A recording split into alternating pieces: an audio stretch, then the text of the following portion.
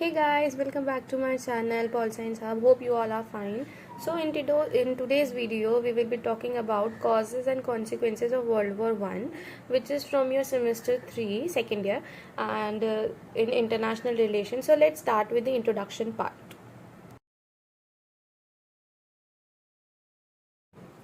तो जो world war one हुआ था वो स्टार्ट हुआ था अगस्त 1914 में और 11 नवंबर 1918 तक वो चला था। वर्ल्ड वॉर वन को हम कह सकते हैं कि it was one of the deadliest global conflicts in history.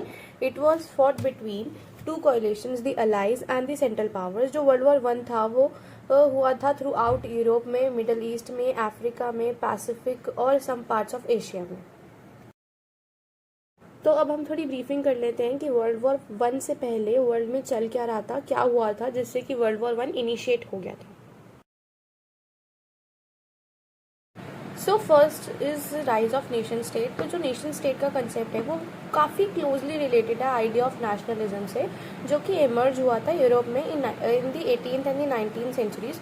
जो था एक political and cultural movements that sought to unite people, जिनका शेयर्ड कल्चर था, जिनकी शेयर्ड लैंग्वेज थी और एक हिस्ट्री है within a single political entity. Now the battle of Waterloo and Congress of vena. तो दो बड़े इंसिडेंट थे। फर्स्ट 19th सेंचुरी के वो थे एंड ऑफ नेपोलियंस रेन और दूसरा वेना कांग्रेस। तो इसमें बेसिकली फ्रेंच रेवोल्यूशन के टाइम पे Napoleon Bonaparte was the ruler of France, जिसने बहुत बैटल्स जीते और वो ऑल ओवर यूरोप अपना कंट्रोल या फिर हेजेमनी क्रिएट करना चाहता था। और नेपोलियन बोनापार्ट लाइक एक बहुत ही स्ट्रॉन्ग लीडर की उसमें इमर्ज हुआ। तो बट वो पॉसिबल नहीं था उसके लिए कि पूरे वो यूरोप पे अपना कंट्रोल कर सके because of British hegemony over the sea. तो जून 1815 में Napoleon Bonaparte got defeated by British and Prussians and that marked end of France. तो next one is Franco Persian war and German reunification. तो basically Franco Persian war was जो था between France and Persia, जो कि helped था by German allies of Persia. So basically ये war provoked था by Persian prime minister Otto von Bismarck, who wanted to unite Germans under Persian rule by making them fight against a common enemy.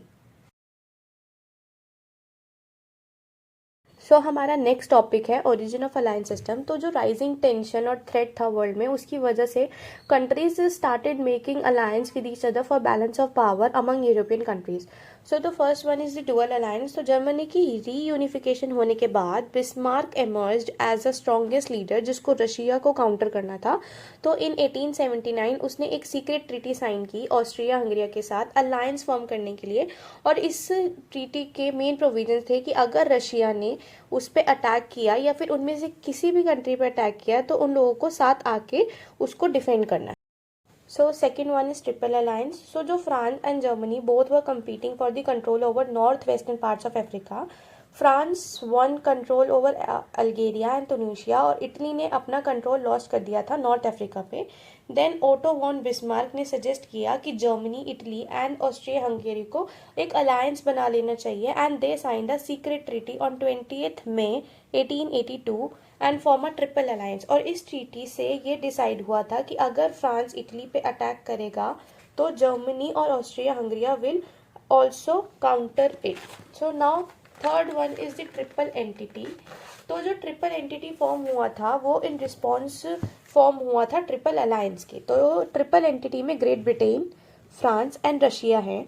But ये सब सिर्फ एक single treaty से sign नहीं हुआ ये, but more treaties like first one we are taking about the Franco Russian alliance 1894, जिसमें non military friendly entity sign की फ्रांस ने रशिया के साथ, जिसका ऑब्जेक्टिव था मिलिट्री असिस्ट करना।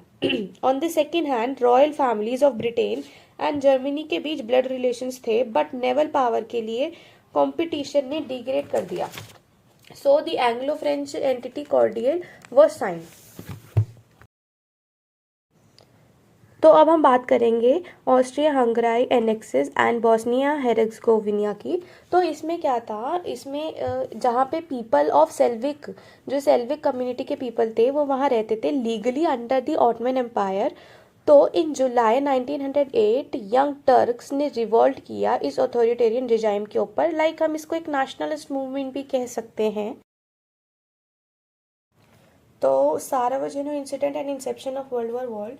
तो एंड ऑफ 20th सेंचुरी तक politically cum military alliance form हो चुकी थी यूरोप में। तो इसमें जून 1940 में archduke Franz Ferdinand heir to Australian Hungary throne with wife. So Serbian set a plot to kill him during his visit to Sarajevo. This assassination of him was the key which led to the World War I. तो now we will see a brief story of world war one.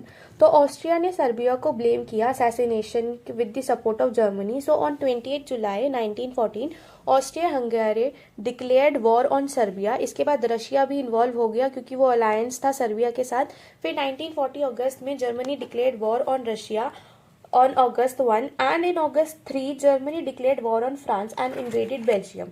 फिर इसके result में Britain ने attack कर दिया Germany को। Then the total war was initiated between triple alliance and triple entity और countries के बीच में। द मोस्ट इंपॉर्टेंट फ्रंट था वो था वेस्टर्न फ्रंट, वेयर जर्मनी ने कन्फ्रंट किया था Britain, France and the American को। और जो सेकेंड फ्रंट था जिसको हम कहते हैं eastern front, where the Russia confronted Germans and Austria Hungaries. तो जर्मनी एडवांस हो गया था बट टेकबल चेंजेस हुए 1907 में 2 इवेंट्स की वजह से, जो कि यूएसए ने अलाइज ज्वाइन की।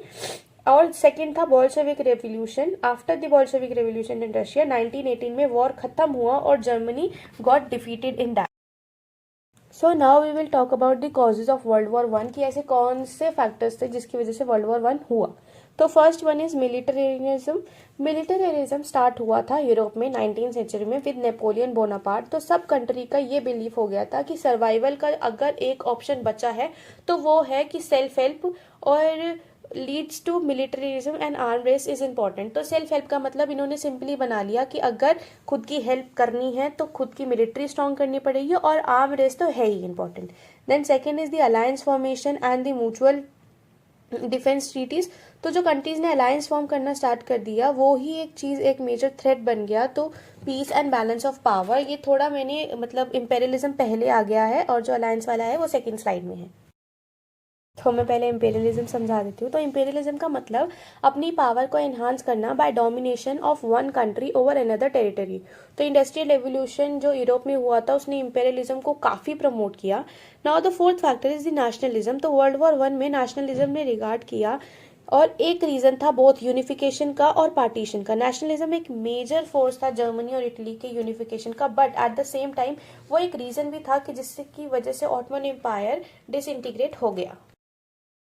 तो यहाँ पे मैंने कुछ अदर फैक्टर्स भी बताए हैं जिसकी वजह से वर्ल्ड वॉर वन हुआ था। तो like ambitions of leader, negative role of newspaper, the immediate cause. तो एम्बिशंस ऑफ लीडर मतलब उसको अपनी पावर बढ़ानी है, उसको दूसरी टेरिटरीज पे कंट्रोल करना है।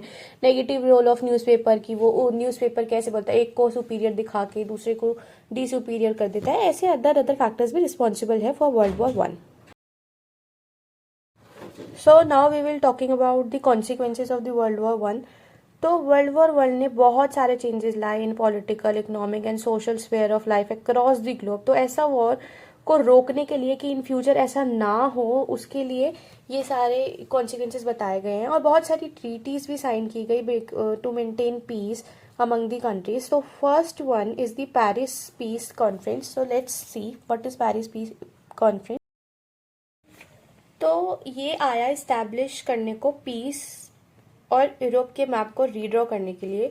तो जो एलाइड पावर मिली थी इन 1919 में इन पेरिस, तो इसका विक्टर क्लब भी कह सकते हैं क्योंकि जो कंट्रीज डिफीट हुई थी वॉर में उनको कोई मतलब राइट ही नहीं दिया गया था अपना पॉइंट ऑफ व्यू पुट करने का। तो 70 डेलीगेटेड ने ज्वाइन की थी ये, बट जो 4 मेजर पोजीशंस इनको दी गई थी वो थी France, Britain, USA and Italy. So for more clarity you should read it और आपको समझ आ जाएगा कि ये क्या है। Second one is Woodrow Wilson. तो वुड्रो विल्सन को एक आइडियलिस्ट माना गया है पीस उसमें, और just and long lasting international peace को एस्टैब्लिशमेंट करने के लिए इन्होंने 14 प्रिंसिपल्स दिए जिनको मेंशन किए हैं मैंने। You can read it and you will get to know what are those 14 principles. So third one is the search for security and efforts for disarmament. तो वर्ल्ड वॉर वन जीतने के बाद भी फ्रांस को कहीं ना कहीं ये डर था कि मुझे सिक्योरिटी मिलनी चाहिए, उसको अपनी सिक्योरिटी का मतलब काफ़ी डर था। तो उसने ये मैटर पेरिस पीस कॉन्फ्रेंस में उठाया। तो फ्रांस, अमेरिका और ब्रिटेन को जॉइंट सिक्योरिटी एश्योर की गई from Germany. Then fourth one is the establishment of the league of nations. तो सिक्योरिटी की सर्च में या फिर कह सकते हैं कि सिक्योरिटी एक रीजन था creation of league of nations. तो पेरिस पीस कॉन्फ्रेंस को अचीव करने के लिए लीग ऑफ नेशंस एस्टैब्लिश हुआ। सो द फिफ्थ फैक्टर और the fifth consequence was the signing of the treaties. तो यहाँ पे मैंने 5 to 6 ट्रीटीज बताई हैं आपको, जो कि आप अपने एग्जाम में मेंशन कर सकते हो। तो कि जो वर्ल्ड वॉर 1 के बाद बहुत सारी ट्रीटीज साइन हुई अमंग कंट्रीज, जो मैंने यहाँ पे मेंशन की है लाइक। और ये ट्रीटीज इसलिए साइन हुई थी कि इन फ्यूचर कुछ ऐसा ना हो जाए कि वर्ल्ड वॉर जैसा सिनेरियो फिर से वर्ल्ड में क्रिएट हो जाए। So this is the conclusion part which में हम पूरा समअप कर दिया है हमने। You can read it and will get to no.